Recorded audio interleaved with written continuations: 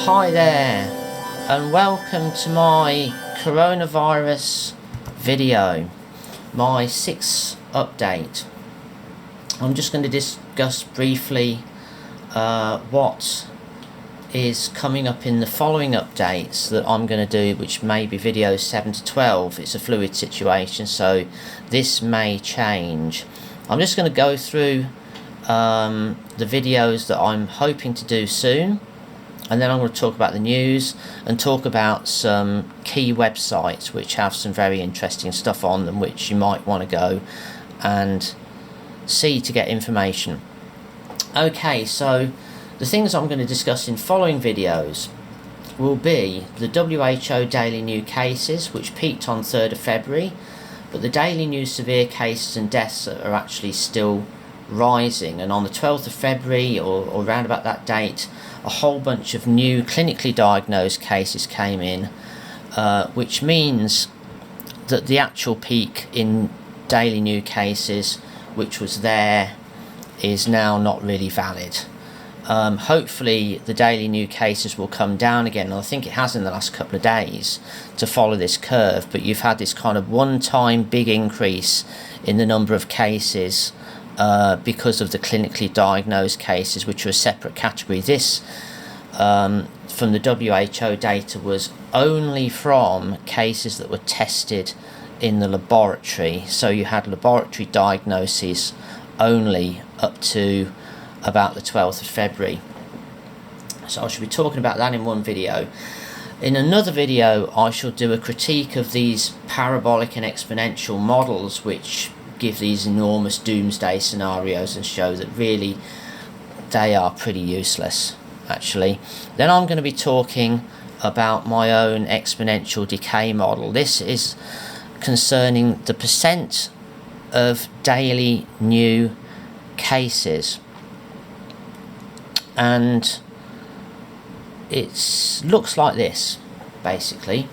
The percentage daily increase in new case numbers has been in decline from about 80% down to 5%, and again, of course, we've had a jump in the deaths, but it's still, I think, not going to affect this model too much. Some adjustments are going to have to be made, but this predicted about 71,000 cases in total for the epidemic, but that is, of course, under the current conditions. Which are kind of wartime isolation and quarantine conditions, especially in China, because this is, of course, totally dominated by China. So I want to discuss that model and how it was devised in another video, and the following video from that I'm going to discuss why that model is optimistic, and obviously the fact that you've got multiple loci where you can have outbreaks. Every one of them, the different countries, the different regions, the different cities, are like a petri dish on its own, and any of those could have an outbreak similar to Wuhan. So I'm going to discuss that in the 4th video, and in the 5th video I'm going to discuss a similar model to the exponential decay model, which is called a power law decay model. It's kind of a more general version of the exponential decay. I don't think it's quite as good, but it gives higher totals than the exponential decay model, so it's worth trying.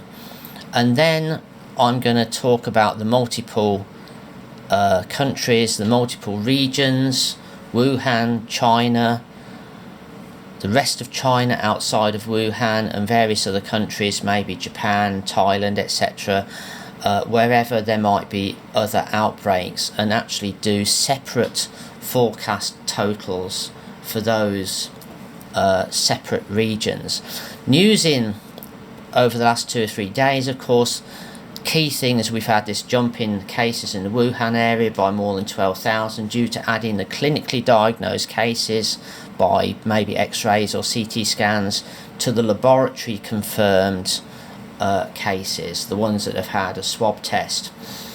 There's also been a jump in the death toll of about something like 20%, perhaps due to these above cases, and this is going to complicate my models. Okay, so actually luckily the WHO have actually separated those two types of cases out so they can be analysed separately. Now I'm going to talk very briefly about the three key websites that I've been looking at. There's the World Health Organization, which has a novel coronavirus page, and it has situation reports. They're on number 25 right now. They started on the 21st of January. Then you've got the Chinese site, which is the pneumonia site,